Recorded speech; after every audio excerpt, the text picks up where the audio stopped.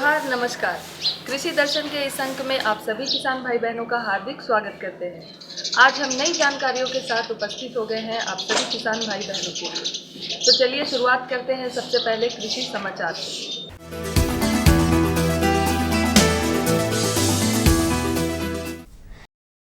नमस्कार, कृषि समाचार में आपका स्वागत है। मैं हूं अनुश्री। आइए देखते हैं आज कृषि समाचार में क्या है खास। बागवानी मिशन द्वारा राज्य में चलाई जा रही है संरक्षित खेती योजना। खुरहा, चपका, गलघोटू और लंगड़ा बुखार से पशुओं को बचाने के लिए लगवाएं टीका। खेत में मेड़ निर्माण आसानी से करता है बॉन्ड फार्मर। किसान भाइयों, आजकल संरक्षित खेती द्वारा कई प्रकार की फसलें समय से पहले या विपरीत मौसम में उपजाकर ज्यादा से ज्यादा लाभ लिया जा रहा है। यदि आप भी संरक्षित खेती कर लाभान्वित होना चाहते हैं तो इसके लिए संरक्षित खेती योजना का सहयोग ले सकते हैं।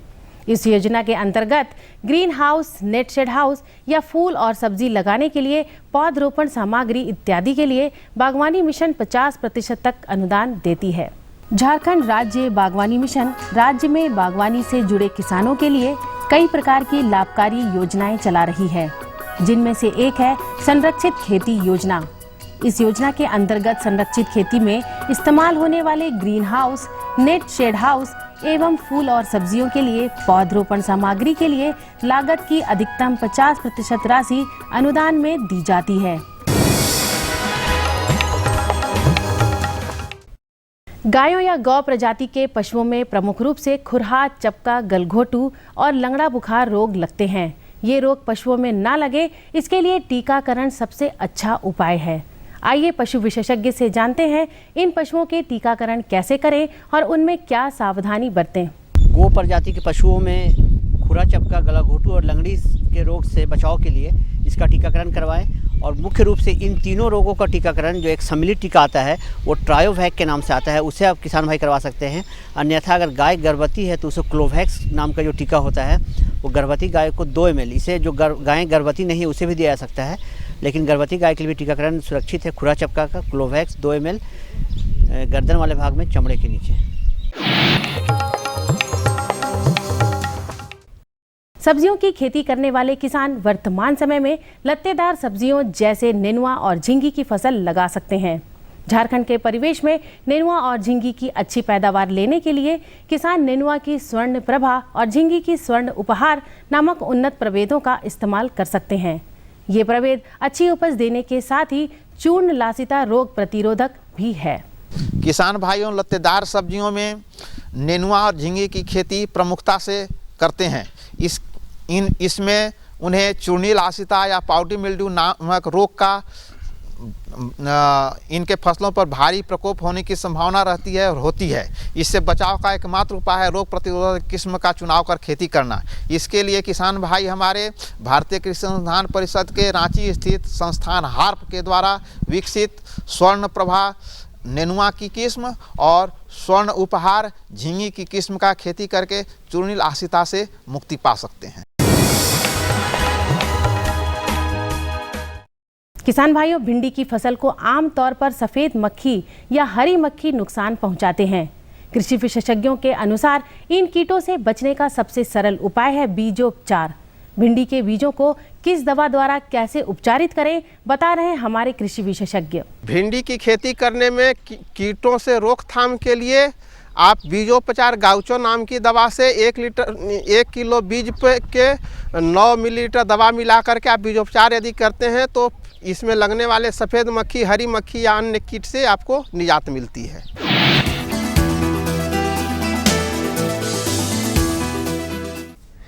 कुछ फसलों को लगाने के लिए खेतों में मेड़ बनाना आवश्यक होता है। मेड़ बनाने के काम को सुविधाजनक बनाने के लिए किसान बॉन्ड फार्मर नामक कृषि उपकरण का इस्तेमाल कर सकते हैं। इस उपकरण को बॉन्ड फार्मर कहते हैं। खेतों में आसानी से मेड़ निर्माण करने के लिए इस उपकरण का निर्माण किया गया है।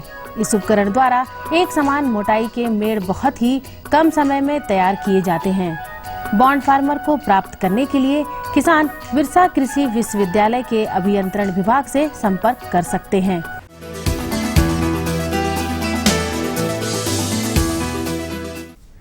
कृषि समाचार में अब बारी है सफल किसान से मिलने की। तो आइए मिलते हैं एक सफल किसान से और जानते हैं सफलता की मंजिल इन्होंने कैसे पाई। खेती बाड़ी, गाय पालन और ये खाद दूध मैं तैयार करता हूँ और साथ में पढ़ाई भी करता हूँ। ये खाद उत्पादन करने से मतलब अच्छा आमदनी भी हो जाती है, प्लस खेती में खर्चा कम में बढ़िया उत्पादन हो जाता है। मतलब इसको खेत में डालने से घास फूस भी कम आता है और इससे पानी उनी कम लगता है, खेत में कीट उट भी कम लगता है, जिससे कीटनाशक भी कम लगता है। तो मतलब कम पूंजी में बढ़िया आमदनी हो जाती है इसमें।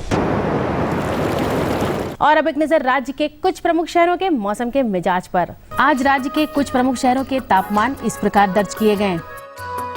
रांची अधिकतम 34, न्यूनतम 22 डिग्री सेल्सियस। देवघर अधिकतम 37, न्यूनतम 22 डिग्री सेल्सियस।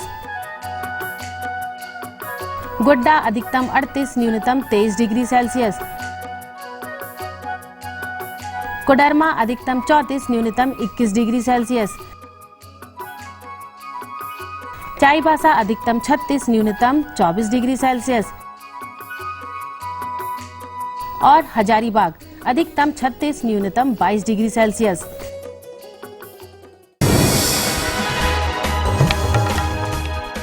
और अब मंडी भाव में आइए नजर डालते हैं अनाजों के भाव पर। आज राज्य की मंडियों में दलहनी अनाजों को छोड़ बाकी अनाज अपने पूर्व के मूल्यों पर कायम हैं। दलहनी अनाजों में नरमी का रुख है। उधर सब्जी मंडियों में हरी सब्जियों में नरमी जारी है, परंतु बाजारविदों का मानना है कि आने वाले समय में सब्जियों के दाम बढ़ेंगे। आज भी के कुछ प्रमुख अनाजों के भावों पर नजर डालें तो वे इस प्रकार रहीं।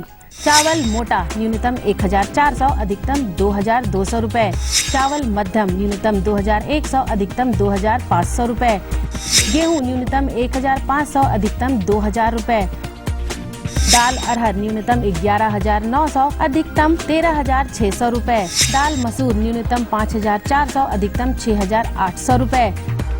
दाल चना न्यूनतम 4900, अधिकतम 5600 रुपए। सरसों तेल न्यूनतम 9200, अधिकतम 10100 रुपए।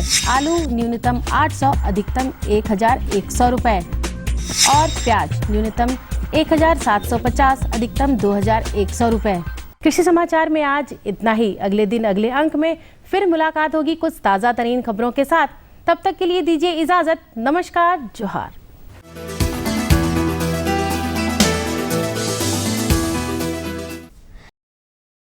तो कृषि समाचार में आपने देखा मंडी भाव, जाना मौसम का हाल और कृषि की नई नई तकनीक और उपकरणों की भी जानकारियाँ ली। तो चलिए हम जानकारियों का सिलसिला बढ़ाते हैं, लेकिन सबसे पहले लेंगे एक छोटा सा विराम। आप देखिए ये संदेश।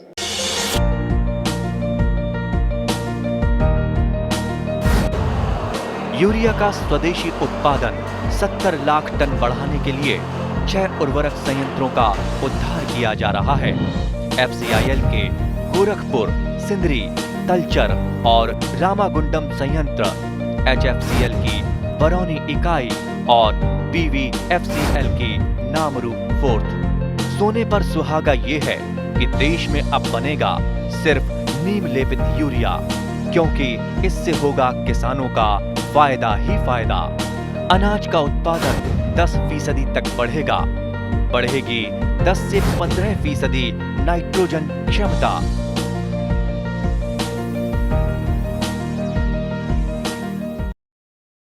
विराम के बाद आप सभी का स्वागत करते हैं। किसान भाई बहन खेती करते हैं और खेतों में मल्चिंग का प्रयोग करते हैं। तो चलिए इसके बारे में हम जानकारी लेते हैं अपने विशेषज्ञ डॉक्टर SN चौधरी से, जिनसे बातचीत करेंगे हमारे सहयोगी भानु को। भारत उन तमाम देशों की सूची में अव्वल नंबर पर आता है जिनकी अर्थव्यवस्था का कुछ हिस्सा कृषि क्षेत्र से आता है, और इस क्षेत्र को बरकरार रखने के लिए सरकार रोज नए नए तकनीकों का उपयोग कर रही है। किसानों को पारंपरिक से लेकर आधुनिक व वैज्ञानिक विधि द्वारा खेती की सलाह भी दिया जा रहा है। राज्य व केंद्र सरकार की कई कल्याणकारी योजना इस दिशा में काम कर रही है। अनुदानित दरों पर कृषि उपकरण, बीज, उर्वरक आदि दिया जा रहा है। समय समय पर कृषि मेला एवं संगोष्ठियों का आयोजन कर किसानों को निःशुल्क प्रशिक्षण भी दिया जा रहा है। इन सभी प्रक्रियाओं का प्रयोग किसान अपनी खेती में फसलों से अधिक उपज प्राप्त कर रहे हैं। आधुनिक तकनीकों में प्रोट्रे, ग्रीन हाउस, मल्चिंग जैसे कई प्रक्रिया आज की खेती में शामिल हो गई है। इन्हीं सब उन्नत तकनीकों में एक विधि है मल्चिंग। चूँकि झारखंड ऐसे ही वर्षा रहित प्रदेश है जिसमें बलुआई दोमट मिट्टी की वजह से मिट्टी में जल धारण क्षमता भी बहुत कम है। इस स्थिति में मिट्टी में नमी की मात्रा वाष्पीकरण के कारण कम हो जाता है। नमी की मात्रा को बरकरार रखने एवं फसलों का बढ़वार ठीक ढंग से हो, इसके लिए किसानों को मल्चिंग का प्रयोग करना फायदेमंद रहता है। मल्चिंग एक अंग्रेजी शब्द है और इसका तात्पर्य ये है कि ऐसी कोई प्रक्रिया जो किसानों के खेतों में नमी की सुरक्षा की जाए, सुरक्षा हो सके, उसके लिए जो प्रक्रियाएं किसान अपनाते हैं उसी को हम लोग मल्चिंग कहते हैं। मल्चिंग आज की आवश्यकता है। जैसा कि हम सभी जानते हैं कि झारखंड वर्षाश्रित क्षेत्र है और यदि यहाँ पे किसी चीज़ की कमी है तो वो सिंचाई की कमी है। किसान के पास सिंचाई ही नहीं, भूमि में जल धारण करने की क्षमता भी बिल्कुल कम है, निम्न स्तर के है। बलुआही मिट्टी होने के लिए, बलुआही दोमट मिट्टी होने के कारण जो है ऐसे मिट्टियों में जल धारण क्षमता कम होती है। इन प्रकार नमी को बचाने की आवश्यकता है और इसके लिए किसानों के पास सबसे सुगम तकनीक है वो है कि अपने खेतों में मल्चिंग का प्रयोग करें। फसलों पर मल्चिंग करना मुख्यतः दो प्रकार से होता है। पहला, खेत में पड़े खरपतवार को निकौनी कर फसलों को उसके पत्तों से ढक देना, एवं दूसरा प्लास्टिक विधि, जिसमें किसान अपने आर्थिक बजट के अनुसार खेत के क्षेत्रफल को देखते हुए खेत में प्लास्टिक लगाकर कर सकते हैं। प्लास्टिक विधि आज के समय में बहुत ही कारगर एवं लाभकारी साबित हुआ है। किसान साधारण विधि से मल्चिंग कर सकते हैं। जैसे हम किसी खेत से खरपतवार की निकौनी करते हैं, तो जब खरपतवार की निकौनी करते हैं, उसी खरपतवार को उसी खेत में आप फैला दें। उससे क्या होगा कि जो नमी, वाष्पीकरण से जो नमी का ह्रास हो रहा होता है उसके वो बचाता है, नमी को उड़ने से, कम होने से बचाता है और नमी अधिक दिनों तक सड़ जाती है, जिसका लाभ फसल को मिलता है। इसलिए ये ऐसा करें। हम कोई बागवानी में फसल आम लगाए हैं, अमरूद लगाए हैं, तो आप देखे होंगे कि जो प्रबुद्ध किसान हैं, जो जानकार किसान हैं, वो तने के चारों ओर फैले हुए जो बेसिन बनाते हैं, उस बेसिन में सिंचाई करने के बाद पत्तियों से ढक देते हैं। तो ये साधारण विधि है और किसान को ये विधि अपनानी चाहिए और इसी से उसकी बहुत सारी समस्याओं का समाधान होगा। आजकल प्लास्टिक विधि से प्लास्टिक का प्रयोग हो रहा है मल्चिंग में। सबसे पहले खेत में सिंचाई कर देना चाहिए, फिर प्लास्टिक को खेत में एक निश्चित दूरी 2 फीट या 1 मीटर कतार से कतार की दूरी रखना होता है। उसमें पौधों की दूरी एक निश्चित होती है। फिर प्लास्टिक में छेद कर देंगे जिससे बीजों का विकास ठीक प्रकार से हो। इसके कारण खेत में मौजूद नमी का ह्रास नहीं हो पाता है। नमी का वाष्पीकरण सिर्फ पौधों की पत्तियों द्वारा ही होता है, जिससे अन्य जगहों की नमी बरकरार रहती है। सबसे पहले तो खेतों में आप जितने गोबर और जो भी ऑर्गेनिक कार्बन आप दे रहे हैं, जितना भी रासायनिक खाद का प्रयोग कर रहे हैं, उसको करने के बाद आप सिंचाई कर लें। सिंचाई करने के बाद इस प्लास्टिक को ऊपर पे बिछा दें। बिछा देने के बाद उस स्थान पे जहां आपको रोपण करना है, छेद बना हुआ है, वहां पे आप रोपण करते चलें। अब क्या होगा कि उतने ही जहां पे जड़ फैलेंगे और नमी का वाष्पीकरण के द्वारा जो ह्रास होगा सिर्फ पत्तियों के द्वारा होगा। अन्य स्रोत जो हैं, कैपिलरी ट्यूब से जो नमी का ह्रास होता है, वाष्पीकरण होता है, वो सारे के सारे बंद हो जाएंगे। अधिक दिनों तक खेतों में नमी सुरक्षित रहेगी। ये है मल्चिंग का अत्याधुनिक तरीका जिसको किसान कर रहे हैं। प्लास्टिक मल्चिंग का प्रयोग करते समय कुछ बातों पर ध्यान देने की आवश्यकता है। जैसे खेत में सिंचाई के बाद प्लास्टिक का प्रयोग करना चाहिए। तथा इसी प्लास्टिक को दोबारा उपयोग में लाने के लिए पूरी सावधानी से खेत से निकालना चाहिए। इन्हीं सब वैज्ञानिक तकनीक का प्रयोग कर हम पौधों का सही ढंग से विकास करा पाएंगे एवं हमारी मिट्टी में नमी की मात्रा भी बरकरार रह सकती है। देखिए, मल्चिंग करने में कुछ सावधानियां रखनी होती है। एक तो पहले आप सिंचाई करें, सिंचाई करने के बाद इनको आप बिछाएं।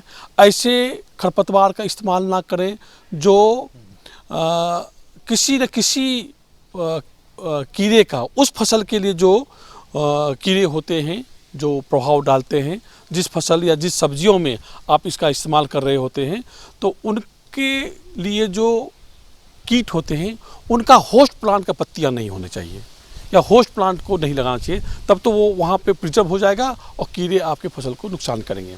दूसरी यहाँ है कि प्लास्टिक बिछाने में एक ध्यान देने की बात है। एक प्लास्टिक को जब आप उपयोग कर लेते हैं, कर लेने के बाद किसान जब उसको दोबारा उपयोग करना चाहते हैं तो वहाँ पे परेशानी होती है, मिट्टियों में दब जाते हैं। तो वहाँ पे आपको सावधानी रखनी है और खर्च को बचाना है। तो निकालने के समय इस प्रकार से निकालें, दोबारा उस प्लास्टिक का वो आप उपयोग कर सकें। तो किसान भाई बहनों, मल्चिंग के प्रयोग के बारे में हमारे विशेषज्ञ ने तो आपको अच्छी जानकारी दे दी है। तो चलिए, समय हो चला है एक और छोटे से विराम का।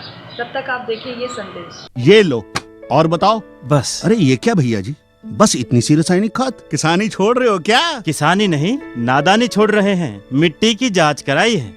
अब तो लालाजी जितनी जरूरत है उतने ही उर्वरक खेत में डालेंगे। हाँ, किसान भाई आज ही अपने जिले की नजदीकी भूमि परीक्षण प्रयोगशाला में मिट्टी की जांच जरूर करवाएं और मिट्टी में पोषक तत्व, नमी व पौधे के विकास को देखते हुए केवल जरूरत के अनुसार ही पोषक तत्व डालें। और हाँ, मिट्टी में गंधक, जस्ता, बोरोन जैसे सूक्ष्म पोषक तत्वों का पता लगाना भी न भूलें। उर्वरक और जैविक खाद के सही उपयोग से भूमि का उपजाऊपन बनाए रखें, उत्पादकता बढ़ाएं, खर्चा घटाएं और बहुमूल्य विदेशी मुद्रा बचाने में भी सहयोग दें। और हाँ, धीमी गति से नाइट्रोजन उपलब्ध कराने वाले उर्वरकों जैसे नीम लेपित यूरिया को प्राथमिकता दें और यूरिया का पत्तों पर छिड़काव करें। अरे वाह, तू तो सचमुच समझदार हो गया रे। अधिक जानकारी के लिए संपर्क करें जिला कृषि अधिकारी या किसान कॉल सेंटर। विराम के बाद एक बार फिर से स्वागत करते हैं आप सभी किसान भाई बहनों का। हमारे किसान भाई बहन खेती करते समय फसलों में पोषक तत्व प्रबंधन करते हैं। तो चलिए उसी के बारे में आज जानकारी लेंगे हमारे विशेषज्ञ डॉक्टर प्रशांत वर्मा से, जिनसे बातचीत करेंगे हमारे सहयोगी संजय कुमार से। किसान भाइयों नमस्कार, कृषि दर्शन कार्यक्रम में आपका बहुत बहुत स्वागत है। किसान भाइयों, कृषि दर्शन की टीम आज कृषि विज्ञान केंद्र हॉलीकोट हजारीबाग में है और आज हमारे साथ बातचीत करने के लिए यहीं के एक वैज्ञानिक डॉक्टर प्रशांत वर्मा। ये हमें जानकारी देंगे फसलों में पोषक तत्व प्रबंधन के बारे में। आइए सबसे पहले इनका स्वागत करते हैं। डॉक्टर साहब, आपका हमारे कार्यक्रम में बहुत बहुत स्वागत है। नमस्कार डॉक्टर साहब, सबसे पहले हमारे किसान भाइयों को बताइए कि पोषक तत्व प्रबंधन क्या है। जिस तरह से मनुष्य के शरीर में बहुत सारे से पोषक तत्वों की आवश्यकता होती है, ठीक वैसे ही उद्भिद या वनस्पतियों को भी पोषक तत्वों की आवश्यकता होती है। मुख्य रूप से पोषक तत्वों में जो विशेष रूप से फसलों की आवश्यकता होती है वो तो nitrogen, phosphorus, potassium, calcium, magnesium, sulphur है।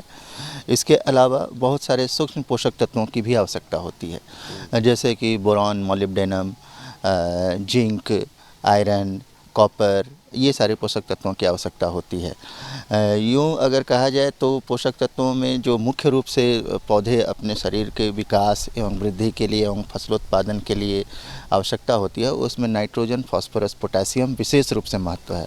इसके साथ ही कैल्शियम, मैग्नीशियम, सल्फर, इसलिए इसे हम प्रमुख पोषक तत्व कहते हैं। और जो कम मात्रा में पोषक तत्वों की आवश्यकता होती है उसे हम सूक्ष्म पोषक तत्व कहते हैं। लेकिन सूक्ष्म पोषक तत्वों का भी उतना ही महत्व है जितना कि मुख्य पोषक तत्वों का है। कुछ पोषक तत्व जो है पौधे को हवा से और पानी से भी मिल जाती है, जैसे कि कार्बन, हाइड्रोजन, ऑक्सीजन, ये पौधों को हवा एवं पानी से ही उपलब्ध हो जाती है। इस तरह से हर पोषक तत्व, यानी कि जो मैं 17 पोषक तत्वों की बात कर रहा हूँ, पौधे को आवश्यक होती है। कुछ पोषक तत्व की अगर कमी पौधों में अगर हो तो उसके कुछ विशेष लक्षण दिखलाई पड़ते हैं। जैसे हमें किसान भाई अगर पहचान लें तो फिर उस पोषक तत्व की कमी को आपूर्ति कर सकते हैं। खास करके सूक्ष्म पोषक तत्व जो कि काफ़ी कम मात्रा में ज़रूरत होती है, उनका विशेष लक्षण पौधों पर दिखाई देना शुरू हो जाता है। जैसे कि बोरान की कमी या जिंक की कमी या मॉलिब्डेनम की कमी, ये सारे पोषक तत्व अगर थोड़ी भी मात्रा में इसकी उपलब्धता कम हुई तो इसके लक्षण दिखाई देते हैं। फसलों में विकृतियाँ आ जाती है और फसल के उपज पर तो सीधा असर पड़ जाता है। तो इसलिए पोषक तत्व प्रबंधन में मेजर जो कि मुख्य पोषक तत्व हैं, जो कि सूक्ष्म पोषक तत्व हैं, सभी पोषक तत्वों को मिट्टी में अगर उपलब्ध है तो फसल उत्पादन, फल उत्पादन, सब्जियां उत्पादन अब अच्छा होता है। जी, अब बात आती है कि क्या हर एक फसल के लिए एक ही पोषक तत्व जरूरी है या कि सबके लिए अलग अलग है? कुछ पोषक तत्व तो सभी फसलों के लिए आवश्यक हैं, जैसे कि मैंने कहा कि नाइट्रोजन, फास्फोरस, पोटेशियम, जिसे हमारे किसान परिचित भी हैं। नाइट्रोजन जो कि यूरिया के रूप में देते हैं, फास्फोरस जो कि सिंगल सुपर फास्फेट या DAP के रूप में देते हैं, और पोटेशियम जो कि म्यूरेट ऑफ पोटाश के रूप में देते हैं। लेकिन कुछ विशेष पोषक तत्वों के कुछ विशेष फसलों के लिए आवश्यकता होती है। जैसे कि अगर टमाटर की खेती कर रहे हों तो उसमें बोरान एवं और कैल्शियम की विशेष आवश्यकता होती है। अगर बोरान की कमी हो जाए तो फलों का फटना दिखना शुरू हो जाता है। अगर कैल्शियम की कमी हो गई तो फलों पर विशेष काला दाग या जो उसका फलों का जो फूलों का जो गुच्छा है वह सूखना शुरू हो जाता है। इसी तरह से अगर धान की फसल में देखें, अगर जिंक जो कि एक सूक्ष्म पोषक तत्व है, इसकी अगर कमी हो गई तो पत्तों पर सफ़ेद दाग दिखने लगते हैं या सफ़ेद या भूरे दाग दिखने लगते हैं, जिसमें अगर जिंक सल्फेट का प्रयोग किया जाए तो फिर उससे उसकी रोकथाम हो जाती है और फसल सही हो जाते हैं। वैसे ही फूल गोभी वर्गीय सब्जियों में अगर देखा जाए तो अगर बोरान तत्व की पोषक तत्व की कमी है तो फूल गोभी के फूल जो हैं वो भूरे रंग के धब्बेदार दिखने लगते हैं, या ब्रोकोली के जो फूल हैं उस पर भूरा धब्बानुमा दिखना शुरू हो जाता है। अगर मॉलिब्डेनम की कमी हो गई तो उसमें जो है पत्तियां जो है वो झाड़ू के आकार की हो जाती है, लंबी हो जाती हैं, और जो फूल गोभी या बंद गोभी का फसल है, जो बंदा गोभी का पत्ते गोभी का जो शीर्ष है उसमें हॉलोस्टोम यानी कि जो तना होता है वह खोखला हो जाता है। बोरान की कमी आलू में भी दिखाई देता है। आलू को अगर आप काट के देखें तो उस पर कुछ रिक्त स्थान या उस पर काले धब्बे नुमा दिखाई देते हैं। तो इस तरह से कुछ विशेष फसलों में कुछ विशेष पोषक तत्वों की जो कमी है वो सीधे परिलक्षित हो जाती है। इसलिए कहा जा सकता है कि कुछ विशेष फसलों को उन पोषक तत्वों की विशेष आवश्यकता होती है अथवा अन्यथा वो गुण दिखाई देने लगते हैं। ऐसे मोटे तौर पे कहा जाए तो सारे पोषक तत्व सभी जो वनस्पति के जितने सब्जियां, फल, फसल हैं उनको उनकी आवश्यकता होती है, कुछ अधिक मात्रा में और कुछ कम मात्रा में। डॉक्टर साहब, यहाँ पर ये बात आती है, जैसे आपने बताया कि कैल्शियम की कमी से देखते हैं कि टमाटर की खेती में असर पड़ जाता है जी हाँ। तो हमारे किसान भाई कैल्शियम के रूप में क्या डालें कि जिससे वो बीमारी दूर हो? देखिए, हमारे झारखंड प्रदेश में सबसे पहले हमारे किसानों की तो आवश्यकता ये है कि वो मिट्टी का जांच करा लें। वैसे तो हम लोग कहते हैं कि हमारे झारखंड प्रदेश के अधिकांश क्षेत्रों की मिट्टी जो है अम्लीय है। तो अम्लीय है यानी कि pH कम है।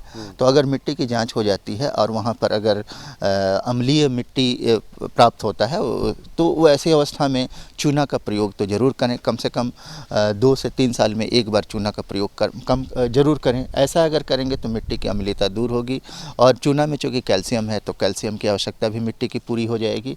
इसके साथ ही अगर विशेष कुछ लक्षण दिख रहे हों, ऐसी अवस्था में कैल्शियम की कमी को पूरा करने के लिए कैल्शियम नाइट्रेट का अगर छिड़काव करें, इससे भी कैल्शियम की आवश्यकता पूरी हो जाती है।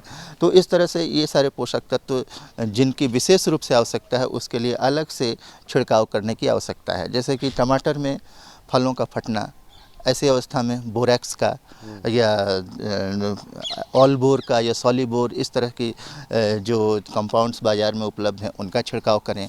आम में भी देखेंगे आप, आम के फल में कि अगर बोरान की कमी आ गई तो फलों के किनारे एक काले रंग का धब्बा दिखता है जो ब्लैक टिप्स के नाम से जाना जाता है। अगर बोरैक्स का छिड़काव किया जाए तो आम में वो जो विशेष लक्षण काला धब्बा जो है वह नहीं दिखेगा। फूल गोभी में बोरेक्स का छिड़काव तो अवश्य ही करें। गोभी वर्गीय सभी सब्जियों में बोरेक्स का छिड़काव करें। धान और गेहूं में विशेष रूप से जिंक सल्फेट की आवश्यकता होती है, क्योंकि हमारे झारखंड की मिट्टी में जिंक की कमी अब परिलक्षित हो रही है, जो कि गेहूं की पत्तियों पर भी सफ़ेद दाग आना शुरू हो जाता है। इस तरह से उसमें जिंक की आवश्यकता विशेष महत्व हो जाता है। वैसे ही तिलहन वर्गीय सब्जियों में फसलों में आप देखें तो सरसों में विशेष करके सल्फ़र की कमी के लक्षण दिखाई देते हैं। तो अगर सल्फ़र का उसमें प्रयोग विशेष रूप से किया जाए तो तेल की मात्रा ज़्यादा होगी। प्याज की फसल में भी सल्फ़र की आवश्यकता होती है। प्याज लहसुन दोनों में सल्फ़र की आवश्यकता होती है। तो ऐसे कहा जा सकता है कि कुछ ऐसे फसल हैं जिसमें अगर किसी विशेष पोषक तत्व की कमी हो गई तो उसका लक्षण सीधे दिख जाता है और उसकी गुणवत्ता में कमी आ जाती है। तो इसीलिए सारे पोषक तत्वों का महत्व है, लेकिन फसल विशेष के अनुरूप कुछ पोषक तत्व जो हैं उनके लिए खास होते हैं। तो देखा किसान भाइयों, डॉक्टर साहब ने कितनी अच्छी जानकारी दी। फल में कि कौन सी कमी होने से क्या होता है, सब्जियों में कौन सी कमी होने से क्या होता है। जिस तरीके से हमारे शरीर में भी विटामिन और मिनरल्स की कमी होने से हमारा शरीर भी बिल्कुल कमज़ोर पड़ जाता है, उसी तरीके से फल और सब्जियों में भी ये असर दिखाई देता है। डॉक्टर साहब ने इतनी अच्छी जानकारी दी, इसके लिए आपका बहुत बहुत धन्यवाद। जी धन्यवाद और नमस्कार। आशा करते हैं कि आज की जानकारी से आप अवश्य ही लाभ उठाएंगे। तो जाते जाते हमारा पता लिख लें, जिससे आप हमें खत भी लिख सकते हैं। हमारा पता है कार्यक्रम कृषि दर्शन, कृषि प्रकोष्ठ द्वारा केंद्र निदेशक, दूरदर्शन केंद्र रातू रोड, रांची, और पिन संख्या है 834001। तो इसी के साथ हमें दीजिए इजाज़त।